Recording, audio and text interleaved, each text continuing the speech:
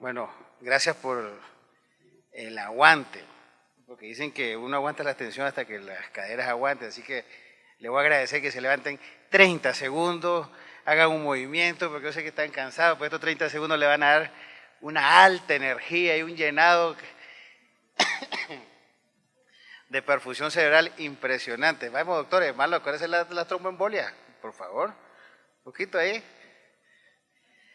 Bueno, la última plática de la tarde, hubo un cambio en la programación y se la voy a presentar yo. Es la pseudoanalgesia en UCI y la influencia, aquí yo traté de meterle algo del síndrome de respuesta inflamatorio en el manejo del dolor y qué hay de nuevo. Le puse así, qué hay de nuevo, porque la verdad es que estar buscando que realmente si hay algo nuevo. Todos estos pacientes, de alguna manera, han de tener dolor, porque duele.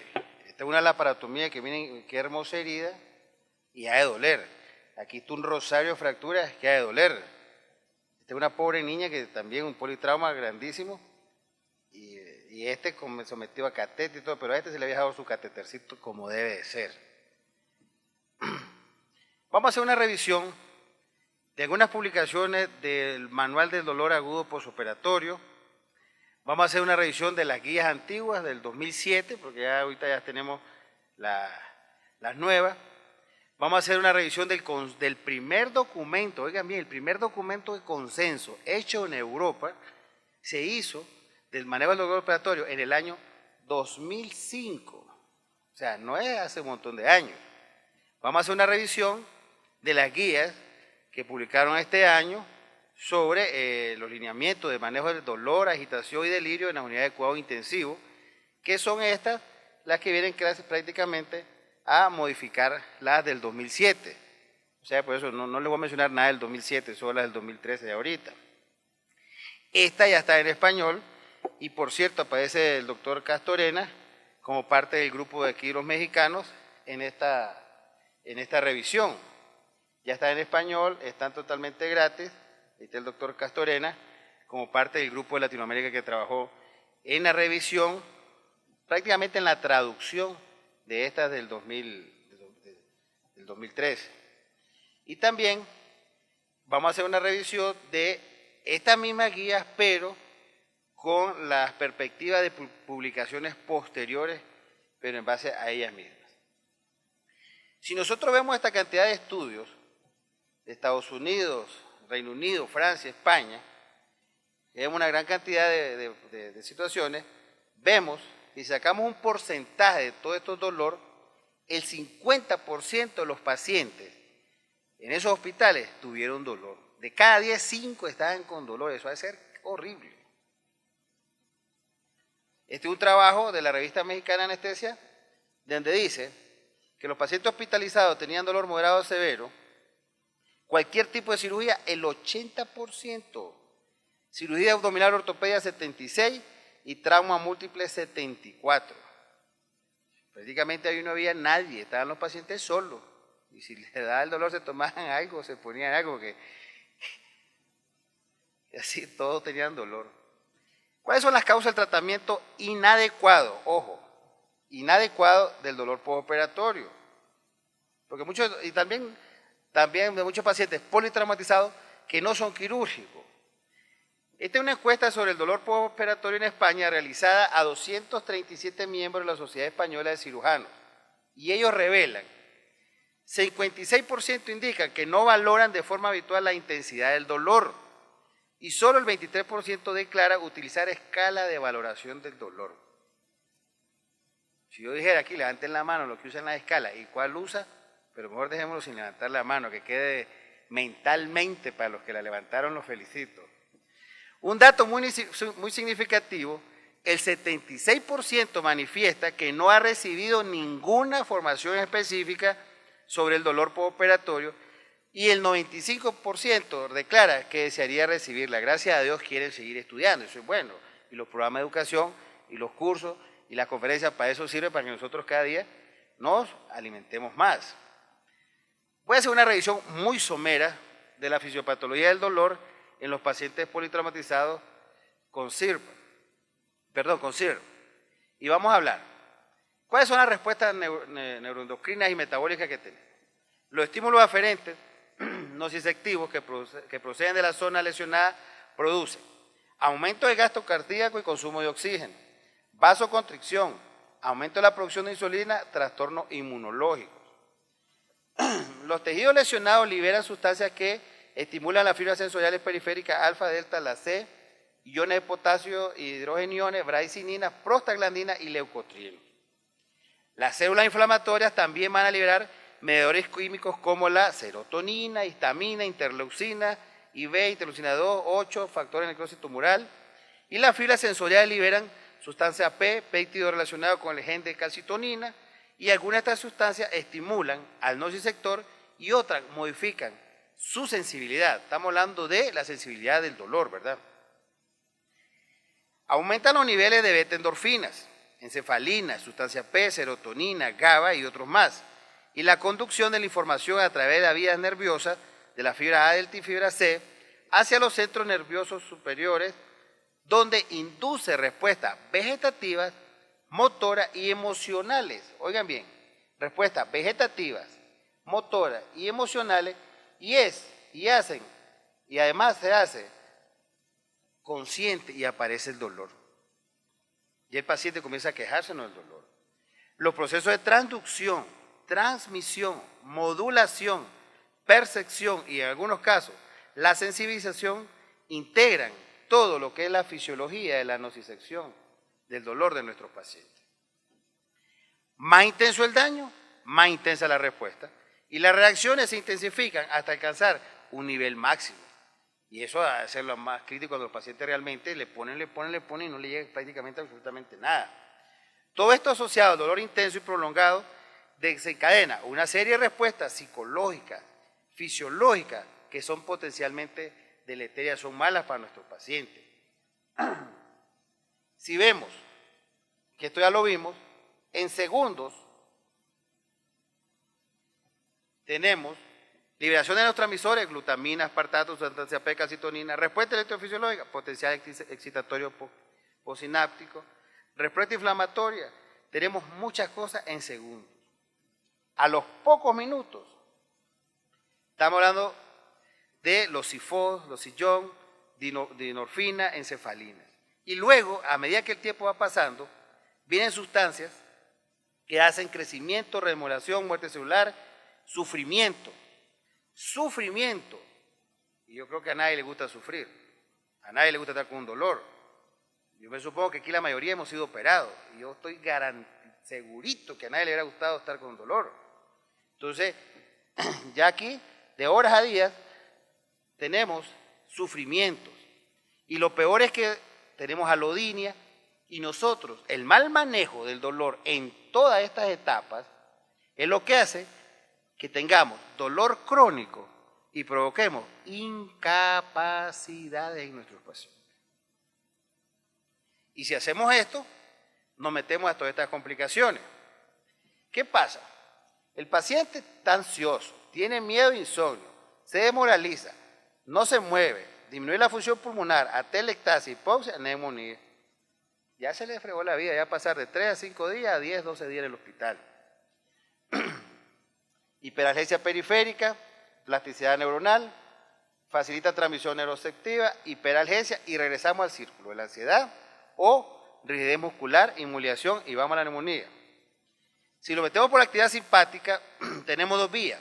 Abajo, taquicardia y hipertensión, que aumenta el consumo de oxígeno, isquemia coronaria, o arriba, liberación de renina y angiotensina, disminuye el flujo sanguíneo, agregación plaquetaria, retención de sodio, éxtasis venosa, trombosis venosa. Todo eso provocamos nosotros por el manejo inadecuado del dolor de nuestros pacientes. Y abajo, pues, el cortisol, la hiperglicemia, el aumento del catabolismo, la inmunosupresión, el mayor riesgo de infecciones y la mala evolución de la lesión. Estos pacientes van a pasar más días hospitalizados. El Journal de Trauma del 2008 habla de protocolos de analgesia, delirio y sedación en los pacientes críticos de trauma y que reduce los días de UCI, de ventilación y días de estancia hospitalaria. Y estoy de acuerdo. aplicando todo y valorando al paciente, usando protocolos de ADS, que es analgesia, delirio y la sedación, disminuyen los días de ventilación en el hospital.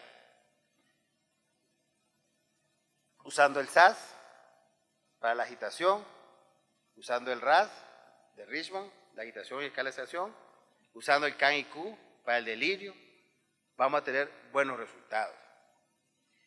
Sedación y analgesia paciente sin intubación traqueal. ¿Qué vamos a hacer con el paciente sin intubación traqueal? ¿Agitado? No. ¿Agitado? Sí. Evaluar factores que predisponen, dolor. ¿No hay dolor? Miremos qué cosa hay.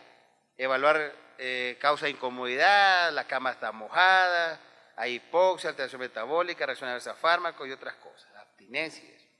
Y si hay dolor en el paciente sin intubación traqueal, ¿qué vamos a utilizar? Aunque los niveles son bajos, pero no hay nivel 1A hasta el día de hoy de estos fármacos con este grupo de pacientes.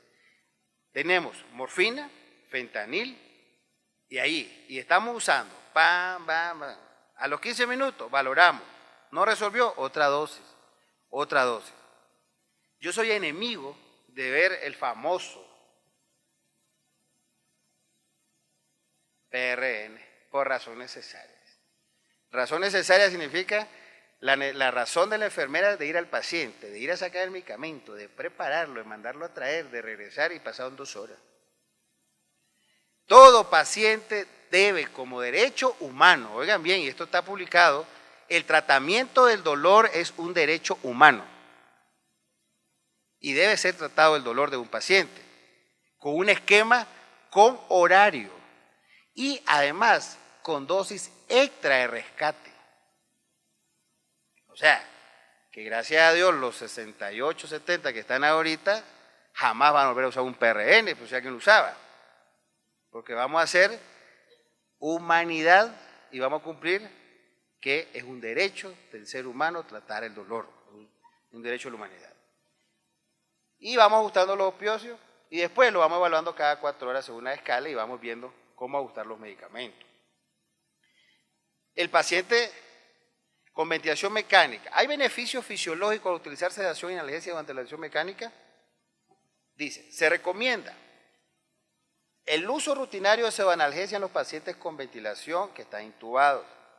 El grado de recomendación es fuerte y el nivel de evidencia es moderado 1B. Se recomienda no usar en pacientes críticos meperidina, nalbufina y buprenorfina. Grado de recomendación es fuerte, aunque la evidencia es baja 1C. ¿Qué vamos a usar? Lo que ya hablamos, morfinita, fentanilito, remifentanil, porque ustedes tienen remifentanil aquí, ¿verdad? Sí, ya está aquí, nosotros no nos ha llegado, está muy carito. Entonces, volvemos a lo mismo, evaluamos y vamos a buscar, y ahí está, los fármacos que vamos a utilizar en este paciente. No usar sedación profunda, o sea, ojo, el RAIS superior de 4, hay que estar valorándolo, aquí está, paciente despierto, dormido y los niveles. Su grado de recomendación es fuerte, el nivel de evidencia es bajo y hay que estar monitorizando al paciente. Todo paciente en la unidad de cuidado intensivo tiene que tener valoración de sedación de RAMS, todos, los que están con fármaco en infusión o como tengan. La dexmedetomidina para sedación y analgesia postoperatoria de ventilación mecánica se está ya creció. Logró demostrar un trabajo que lo iba a presentar, pero al final lo quité, de que demostró que sale más barato usar dexmedetomidina que midazolam en Estados Unidos, y hablaban de pacientes de 10 a 12 días en cuidado intensivo, donde se gastaba con midazolam $500-600,000 y con dexmedetomidina $300-400,000, o sea, una baja económica grande. Ahí está su dosis, el grado de recomendación es fuerte, la evidencia es moderada 1C. Este artículo cuando salió me llamó la atención y dije yo, jodido, ¿por qué no lo inventé yo? Si estaba facilito. Le hubiera dicho a un amigo mío que pusiera el tubo en la boca y algo que hiciera mueca. Porque ellos hicieron, no había nada publicado de cómo evaluar a un paciente intubado si estaba con dolor o no. Porque uno solo lo ve y ahí está medio inventando cosas. Pero hablan de expresión facial. Miren qué bonito, de un paciente tranquilo. Este no sé si es un paciente o un actor. No sé, sinceramente.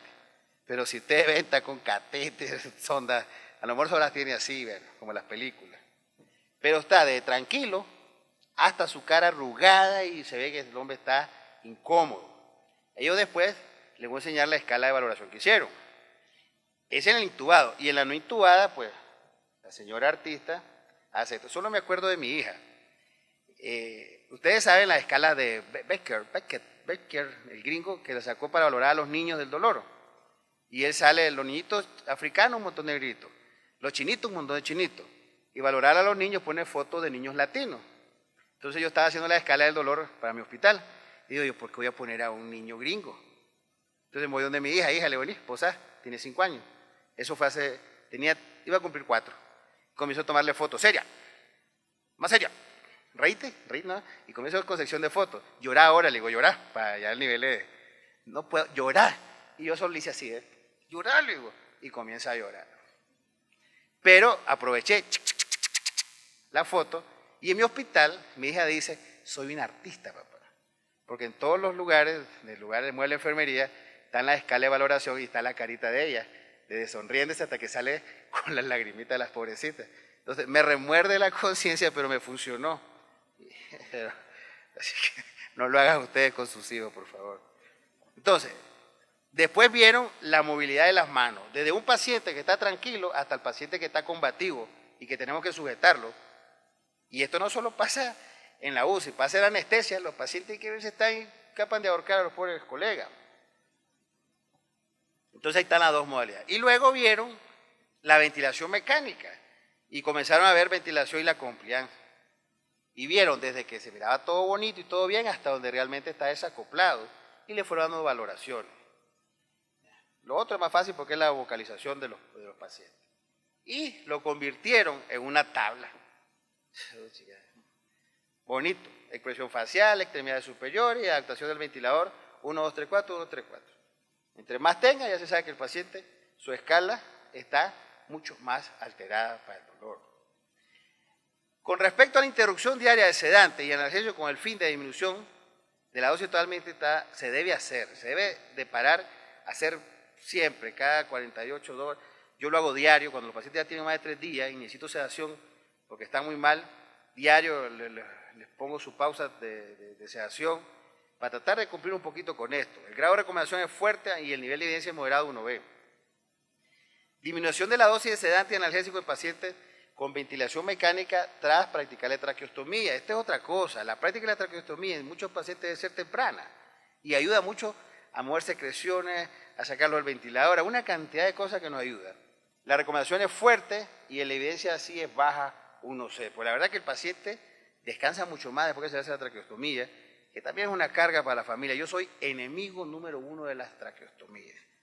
En mi hospital me odian los torrinos y pues, la verdad que no me caen tan bien, pero yo soy enemigo de las traqueostomías. Para mí someter a un paciente a traqueostomía es someter a un castigo a la familia. Porque cuando ustedes le dan de alta a un paciente de nivel de escasos recursos, ¿sabe lo que tiene que tener? Una succión, un trabajo con el paciente. Muchísimos pacientes mueren en sus casas por taponamiento. Y yo conozco varios casos que me duele que se hayan muerto, pero desgraciadamente así es. Este trabajo hecho en Canadá y Estados Unidos en el 2013, ellos dicen, los pacientes con trauma craneal, fue metido a neuro, todavía falta que termine este trabajo. Se tiene que evaluar el dolor en pacientes con trauma craneal. Un error grave es que el paciente de trauma no le ponen analgesia. ¿No se han fijado ustedes en eso? Que el paciente con trauma craneal grave casi nunca ponen analgesia. Porque como dicen que es el cerebro, no está desconectado todo, no siente, no es cierto. Si se trata, hay menos complicaciones en general, menos día de ventilación y menos día de infecciones. ¿Qué vamos a hacer con pacientes traumatizados con o sin compromiso neurológico? Vamos al brazo sin compromiso neurológico. Sedación, lorazepam, 1B y precaución con el anciano. Segundo habla de midazolam y tercero de propofol y de último deja a la más viejita de todas, pues se sigue utilizando la diazepam. Para analgesia, vuelve a los 3 medicamentos mágicos, morfina, fentanil y remifentanil. Ese es sin compromiso neurológico. El paciente que tiene compromiso neurológico, manejo de su patología es lo primero. si vamos a la analgesia, aquí nos quedamos con fentanilo o remifentanilo nada más. Si vamos a utilizar sedación, el fármaco de elección, miren que en este otro el propofol era el tercero, subió de un solo a primer lugar. ¿Por qué? Porque nos permite, lo que ustedes ya saben, se cierra y se despierta. Bueno, teóricamente, porque es un trauma craneal, pero no sirve para estar evaluando el glago de los pacientes. Por eso es que se recomienda el propofol para evaluaciones, bueno, ahí seguía, yo estaba explicando aquí, dice evaluación neurológica frecuente, y ahí están las dosis, pues las dosis son dependientes del estado del paciente, siempre la precaución con los ancianos. Y los barbitúricos, siempre en hipertensión endocranial refractaria, siguen siendo el fármaco de elección. El coma barbitúrico, ahí me fascina, el problema es que el despertar después de los pacientes es un dolor de cabeza también. Las guías, curiosamente, y muchos se olvidan de un grupo de pacientes, todos estos y los quemados. Pero el dolor del traumatismo y el paciente quemado presenta 3 fases: la de urgencia, la de curación. ¿Cuántas veces se mete un niño quemado a sala de operaciones? Diario. Y diario le duele. Y eso es lavado en la sala. No, hombre, no le duele. Ya, lavarlo en la sala como que si fueran pollo, lavando pollo, los pobres chavalos. Pudiéndole poner un toquecito de morfina intramuscular para que esté tranquilito. Ya se lavó. Y la otra fase es la rehabilitación. ¿Cuántos pacientes amputados en rehabilitación les duele sus piernitas, su muñón? Hay que darle tratamiento. El paciente traumatizado, la evaluación del dolor debe hacerse en el periodo perioperatorio, entendiendo como: 1, preoperatorio, en el sitio del accidente. Hay trabajo ya demostrado, protocolo del uso de la ketamina desde la ambulancia. En el transporte, ahí vamos. En la sala de urgencia. En el transoperatorio. Porque luego no usamos y revertimos los narcóticos y el paciente sale sin analgesia. Y en el postoperatorio. Este artículo lo hago referencia, que es bastante viejito, lo publicó bastante viejo, ya está viejo a Rolly, es nicaragüense, por cierto, un gran amigo y amigo mucho de México, viene mucho aquí a dar conferencias, pero él presentó 7 estudios que van a cambiar las prácticas a la hora de ejercer nosotros, y hablaba de cómo buscar reducir el uso de los sedantes y analgésicos en cuidado intensivo, y hace mucha mención también al uso de los relajantes. Para mí, el que usa relajantes de entrada de un paciente con ventilación mecánica es porque no sabe sedar. No sabe sedar. Ya prácticamente la mayor parte de los trabajos hablan de no utilizar relajantes en los pacientes en ventilación mecánica.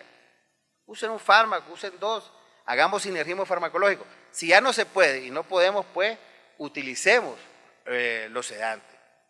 Entonces, en este otro artículo se habla de que la sedación y las paredes de estos fármacos, tenemos que saber bien todas estas cosas, su farmacocinética, farmacodinámica, su consideración de este grupo de pacientes, la analgesia, su sedación, el monitoreo de la sedación, el delirio y por último tener en cuenta lo de la parálisis neuromuscular.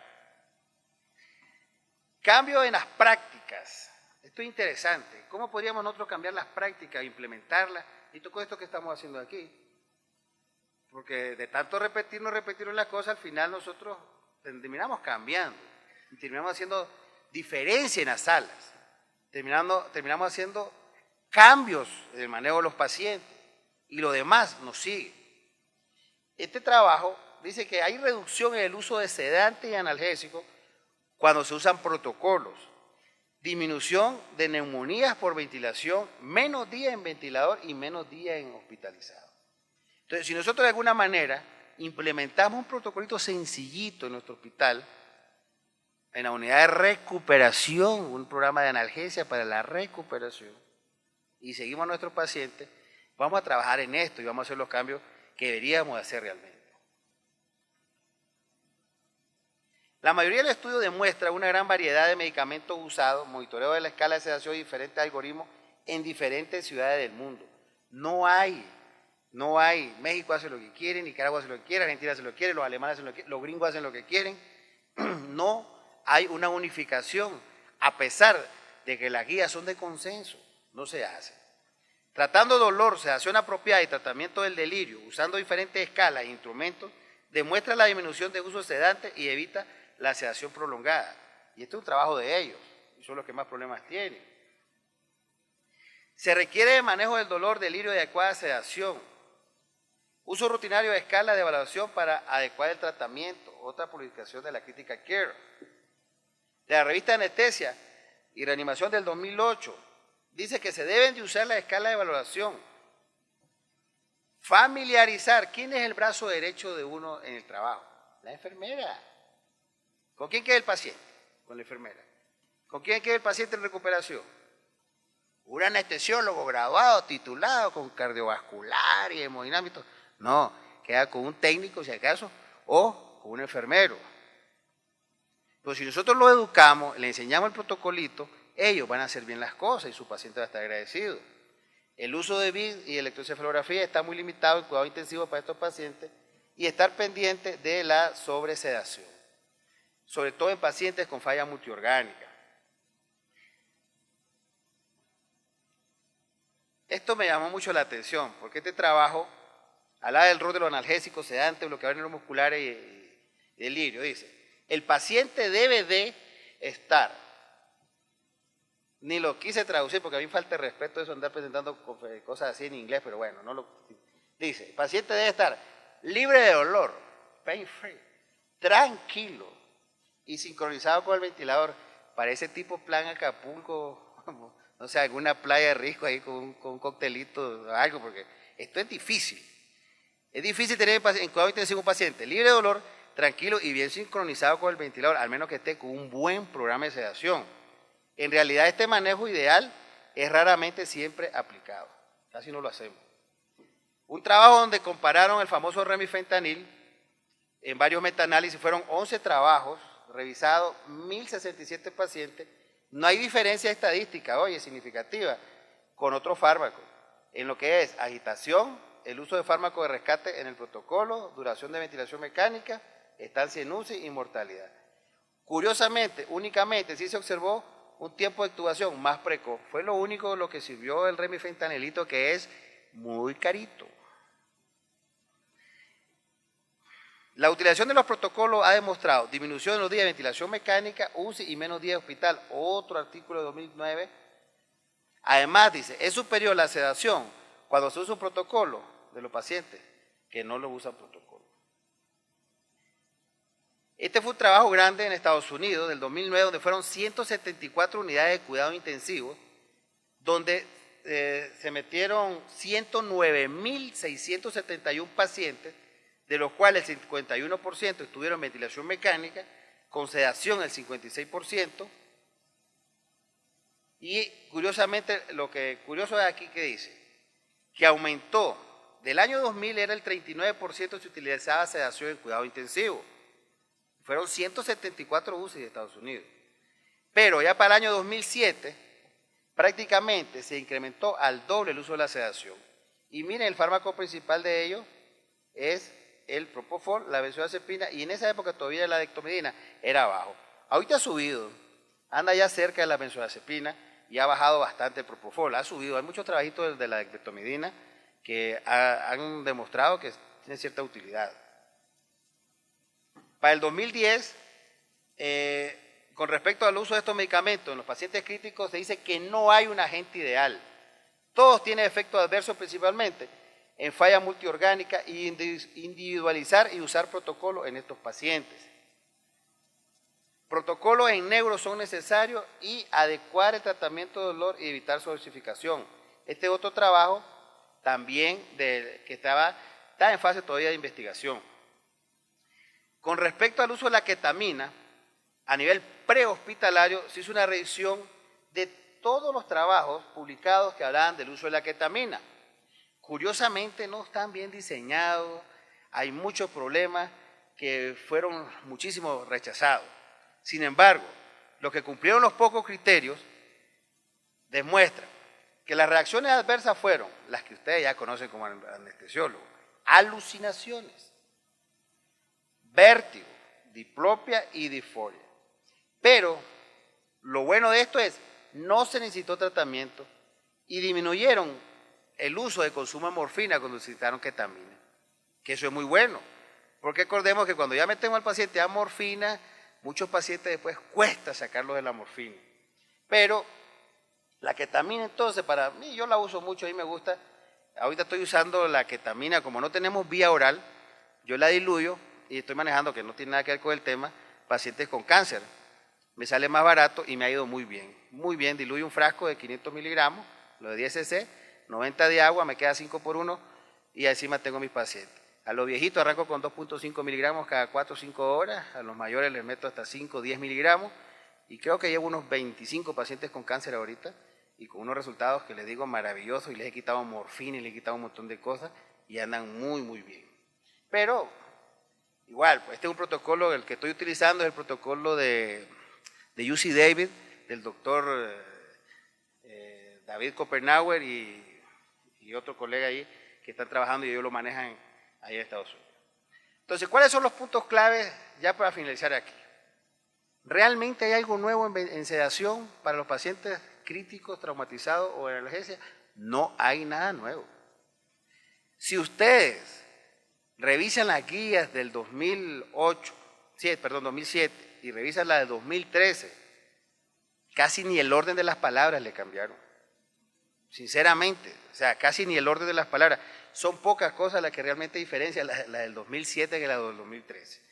Los puntos clave. Los pacientes politraumatizados y quemados pueden necesitar estrategias analgésicas diferentes durante la fase de urgencia, curación y rehabilitación. De eso ya quedamos claros. Es frecuente la asociación de dolor neuropático y dolor nociceptivo. Ojo con esto, y qué bueno que me acordé ahorita. Hay estudios que ya demuestran que el paciente politraumatizado con lesiones severas de trauma, ya no es aquello que nosotros decíamos, no hombre, es que tenés que esperar los 3 a 6 meses para que ya sea neuropat. No es cierto. Ahora se habla del día 5 y el día 7 para comenzar con dolor neuropático. Hay varios estudios nuevos. Así que ojo con esto, porque también debemos de tratar mejor a estos pacientes para que nosotros evitemos ese problema. Los factores psicológicos y ambientales pueden ser muy importantes. En la fase de curación y rehabilitación pueden persistir dolor severo que precise un tratamiento analgésico activo. Puede precisarse un tratamiento prolongado en el dolor neuropático, que eso es lo que usualmente va a pasar. Todos estos pacientes terminan con tratamientos prolongados a su casa. La prolongación inesperada de la necesidad de diopeacio puede precisar la intervención de un equipo multidisciplinario en el tratamiento del dolor. Por eso, cada vez que yo veo que un paciente le meten morfina, pero como que es, y lo dan con morfina, no piensan que recuerden que uno de los fármacos más farmacodependientes, que da dependencia es la morfina. Y a veces cuesta sacar a los pacientes de morfina. Tengo un paciente ahorita postraumático y se hizo una amputación y para desgracia es doctor y anda un dolor de miembro fantasma y un salvaje le metió morfina. Y el hombre al final me dijo, doctor, te respeto lo tuyo, pues yo ando rico con mi morfina. Y me lo mandaron para quitarle la morfina. Pero es difícil, porque al paciente de entrada y lo sacaron con morfina y un colega. Debemos usar narcóticos y debemos tener mucha confianza en los servicios de emergencia, por favor, excepto pacientes que tengan riesgo como trauma, presión intracraneal, como decía el colega hace rato, con la ketamina que nos puede aumentar la presión intracraneana, ojo con la ketamina. Pero por el resto es un excelente analgésico, un estabilizador cardiovascular, un poquito de taquicardia nos puede dar, pero la dosis que utilizamos no nos va a dar esos problemas, son diferentes a las dosis que utilizamos para anestesia. Así que yo les recomiendo que comencemos a tener experiencia con la ketamina para que vayamos quitándonos el mito de la ketamina. Concluimos que no hay nada nuevo en realidad. Las guías son excelentes, pero bueno, hay que tratar de hacerlo, de cumplirlas, implementar el uso de los protocolos y seguir haciendo esto que el Colegio Mexicano, los Jaimes y todos los que están metidos en este grupo hacen, fomentar programas educacionales, los programas de educación médica científica, y de verdad los felicito a ustedes por este aguante hasta esta hora y porque yo sé que ustedes son parte del cambio en sus hospitales, en su práctica profesional diaria, porque muchos dirán, ala, yo hacía esto, ya no lo voy a seguir haciendo. Y yo sé que esto hace cambios en la sociedad. Nosotros somos la sociedad y nosotros somos los que hacemos cambios. Muchas gracias, son mis correos. Yo sí escribo y les puedo mandar toda la bibliografía de las 3 conferencias utilizadas.